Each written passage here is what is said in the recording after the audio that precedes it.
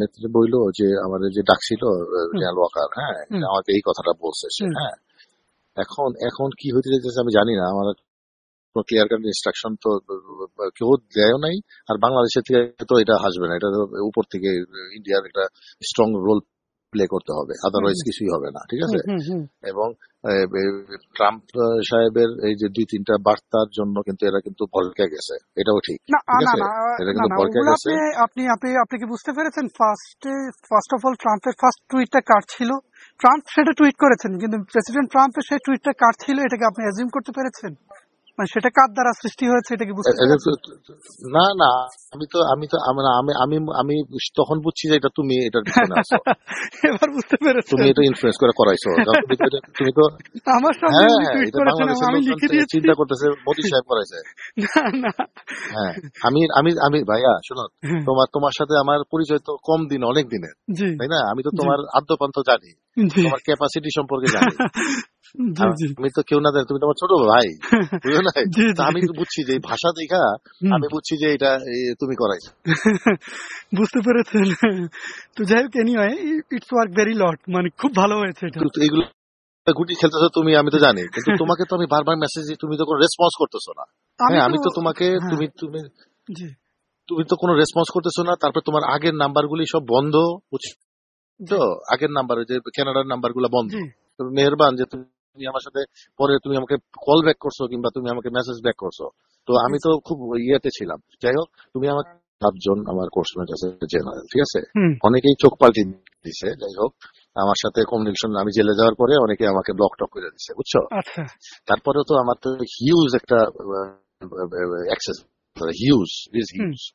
এখন আসলে হয়েছে কি, যে সিচুয়েশন হয়েছে, এই যে হয়েছে কি, আমাদের জেনারেলরা কিংবা ওয়ার্কার এদের খেলার মানে দে ডোন্ট হ্যাভ বলস, ঠিক আছে, দে ডোন্ট হ্যাভ বলস, এবং বলস না থাকার কারণ কিন্তু আমরাও কিন্তু কারণ আমি তো যেভাবে কন্ট্রোল হয়েছে, হ্যাঁ, ভয়ে এরা কিছু করে না। আগে তো ধুমধাম করে মারামারি কাটাকাটি ক্ষমতা গ্রহণ হইতো না। আমি তোমাকে প্র্যাকটিক্যালি বলি, আমি নট বিং বায়াস, আমি একটা কথা বলি, নট বিং বায়াস, আমি তো মনে করো যে আমরা তো ডেডিকেটেড, মানে জীবন দেওয়া আওয়ামী লীগ, শেখ হাসিনার জন্য, ঠিক আছে। হ্যাঁ, তুমি তো আমাকে ট্র্যাপ করে আমাদের অ্যারেস্ট করছে 4 তারিখের পর থেকে। আমি যেভাবে ভোকাল, তুই আমার ফেসবুক দেখো এখন, বুঝতে পেরেছি, যেভাবে ভোকাল ছিলাম, এই জন্য আমাকে ট্র্যাপ করে ফার্স্টে চাঁদাবাজি এবং মারামারি মামলা দিয়ে ঢুকে, পরে মার্ডার কেস দিছে, আর 3টা মামলা এলাকায় হয়েছে। আমি এই আর্মি চ্যানেল ধইরা কিন্তু বাইরে হয়েছি, কেউ কিন্তু বাইরে হতে পারে নাই। আমি আওয়ামী লীগের একমাত্র মানুষ যে আমি বাইরে হতে পারছি, ঠিক আছে। হ্যাঁ, জিয়ার বিষয়ে আমার কাছ থেকে সিদ্ধান্ত জানতে চেয়েছে, জিয়ার বিষয়ে আর্মি চিফ আমার কাছ থেকে সিদ্ধান্ত জানতে চেয়েছে, তখন আমি জিয়াউল হাসান ওনার বিষয়ে সিদ্ধান্ত জানতে চেয়েছে। পরে আমি ওনাকে বললাম যে জিয়ার বিষয়ে তো মূলত আর্মি চিফে তাকে মানে অ্যারেস্টটা করিয়েছে, আর্মি চিফ চিন্তা করলো যে জিয়া কোনো একটা প্রবলেম তৈরি করতে পারে, এই কারণে জিয়াকে দিয়ে মানে জিয়াকে ফার্স্ট উনি অ্যারেস্ট করিয়ে দিলেন আর কি। ঠিক আছে, ওনার সাথে আমার জেলখানায় দেখা হয়েছে, বুঝছো, যোগাযোগ হয়েছে। আচ্ছা, জেলখানায় যোগাযোগ হয়েছে, জেলখানায় আমার সাথে কন্ট্যাক্ট করছে। আমি ছিলাম হলো ওয়ার্ডে, আর ওনারা ছিল ওই যে উপরে ওই যে হাই সিকিউরিটি সেল ইয়ার ভিতরে, কি বলে ওই যে ডিভিশন ইয়াতে। তো ওইখানে আমার সাথে যোগাযোগ করছে সে, যে শনিবার দিন ফোন করা যায়, তো ফোন নিয়ে গেছে তার মাধ্যমে যোগাযোগ করছে।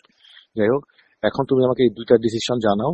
আর হলো আমি তোমাকে বলতেছি, কারণ কি এদের দিয়ে কাজ করাইতে হবে, এদেরকে সিচুয়েশন ঘোলা করে লাভ নাই তো। নেত্রী, আমি জানি যে উনি অনেক দুঃখ পাইছে, কষ্ট পাইছে, যাই হয়েছে, কিন্তু এখন আমাদেরকে রিভাইভ করতে হলে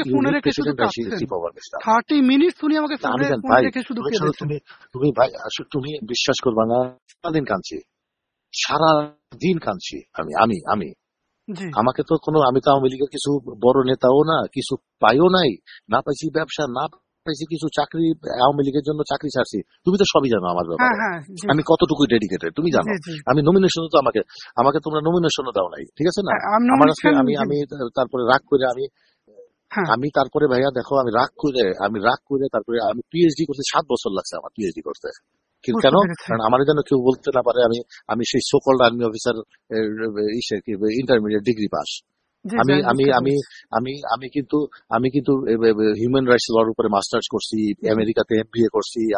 I did my PhD also. আমি আমার ব্যারিস্টারি করার জন্য আমি জিডিএল করতেছি এখন, ঠিক আছে? কারণ আমি প্রোফাইল বানাইছি যেন আমাকে নিয়ে আমাকে নিয়ে তুমি আগাইতে পারো। আমাকে একটা মিনিস্টার করতে হইলেও যেন তোমার মাথা ছোট না হয়, ঠিক আছে?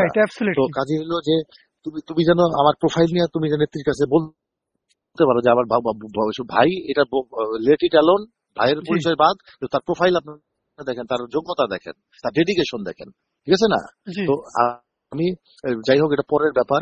তুমি এখন আমার কথা হইলো কি, তোমার কিন্তু চিফরে দরকার, আর হইলো কি বলে প্রেসিডেন্টের দরকার, এবং তারা কিন্তু মুখে আছে এই নেতৃত্বের জন্য কাজ করার জন্য, মুখে আছে, শুধু বললাম, ঠিক আছে?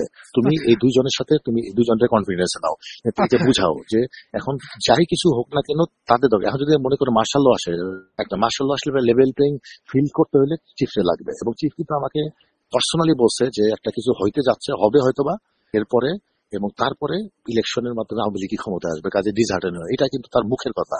আমি উপরে আকাশে নিচে দাঁড়িয়ে আমি বলছি, রাত এখন কি 12:32 বাজে, আমাকে নিজে বলছে, সে নিজে 1 ঘন্টা তার বাসায় পার্সোনালি আমার সাথে দেখা করছে, আমাকে ডাইকাই না, ঠিক আছে? তুমি বলো যে যাই করুক না কেন, নেত্রী এখন মাথা ঠান্ডা করতে বলো, মাথা ঠান্ডা করে সেনা প্রধান এবং প্রেসিডেন্ট তো ঠিক গেছে আল্লাহর রহমতে, হ্যাঁ, এখন তাদের দুজনরে একটু ঠিক করে। ওই যে আমি আপনাকে যে বললাম যে যখন আসিফ নজরুল তাকে স্টেপ ডাউন করার জন্য এই ছেলে ফেলেদেরকে নিয়ে যখন মানে অগ্রসর হয়েছে এবং বঙ্গভবন যখন ঘেরাও করেছে, তখন বেসিক্যালি ওই যে বললাম না যে একজন রিটায়ার্ড একজন সেক্রেটারি, এবং সে খালেদা জিয়া সম্ভবত পিএস ছিল, সামথিং লাইক দ্যাট। শুনতে পাচ্ছেন?